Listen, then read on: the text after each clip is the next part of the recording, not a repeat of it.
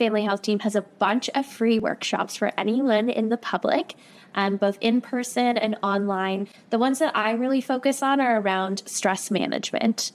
So we have a really cool stress management series with a whole interdisciplinary team. So myself, social worker, we have dietitians, we have physio, and we're really just talking about how to address stress. How do we cope with stress? How do we reduce it? We all have it. So hi, my name is Sam. My pronouns are she, her, and I am a registered social worker with Hamilton Family Health team. What I cover is healthy ways to cope with stress. So we talk about things like physical activity. We talk about sleep. We run one on mindful ways to approach stress. So what is mindfulness? How do we bring it into our everyday lives? How does it work?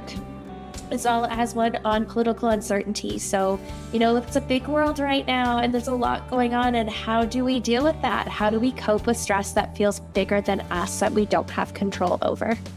My other piece of advice would be connecting to community. When we're feeling stress, especially around uncertainty and things that feel bigger than us, one of the things we can do is just kind of connect back. Find causes, find grassroots organizations, find initiatives that connect with your values and get involved. It can be as simple as donating if you can, giving a bit of your time once a month. It can be going through your house and finding gently used clothing and bringing it to a shelter. Anything in that way, when we're able to feel like we can contribute, our stress can decrease, especially around those big things that we feel like we can't control.